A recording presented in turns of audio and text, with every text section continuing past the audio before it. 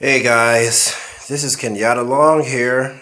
I just want to walk you guys through a quick tutorial on how to carve the rune staves. So I'll go through a few preliminaries first, and I'll try to make this as short as possible. But anyway, we'll move on. So you see here, I have my runic circle.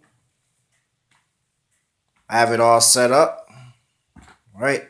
So obviously, I've done my banishings. I have my circle all set up. I have my rune sorcery course here.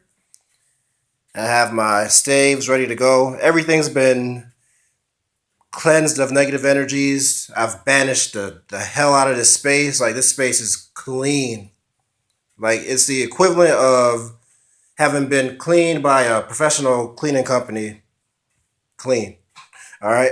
So I have everything all ready to go here, and just want to give you a few tips on how you can make some powerful rune staves that will serve you for the rest of your life, or as long as you live, or for as long as whatever. So anyway, first things first, of course, banish. So when I'm making the rune staves, or when I'm getting ready to do a ritual, I will actually do a lesser banishing ritual of the pentagram. I'll do that. I'll do the hexagram banishing ritual if I have time, and then I'll hallow the space with the hammer working from the rune sorcery course here. So again, even though you might not think, or let me back up.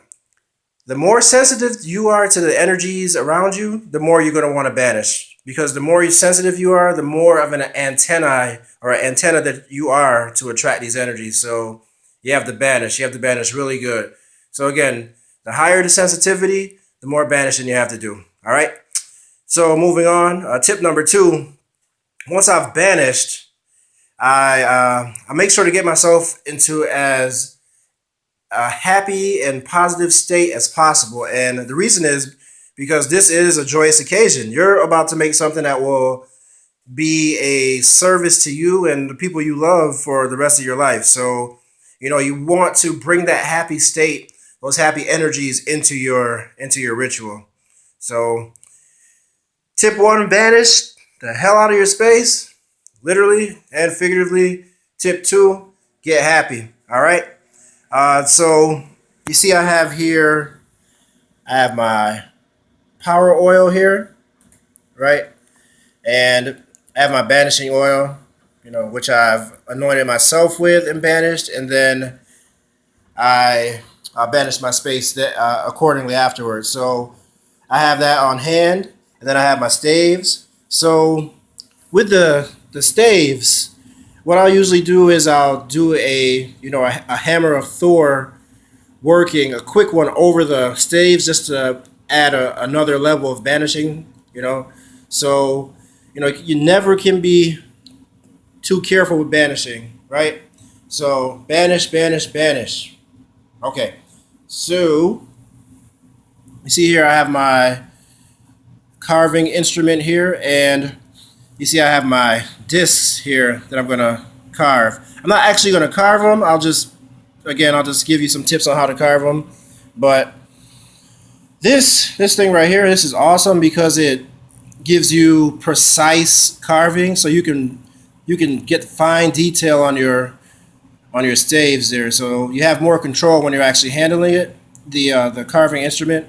And these discs, you see here, that's what those discs look like. They're actually pretty sturdy. They hold up pretty good. So I like using those. They're very portable. And once you get them energized, then you have a very powerful and clear doorway to access the runes. All right. So essentially, after I've done all those things, I've accessed the happy state, brought some positive energies into my workspace. I will carve the rune. So I'll take the individual stave here, and I like the circle because of the symbolism. So to me, in my mind, using a circle, it because the circle can hold energy in because of the shape. So I like the circle. The square, I'm not too big a fan of using like a wooden square tiles for runes. And again, that's just because of my intuition.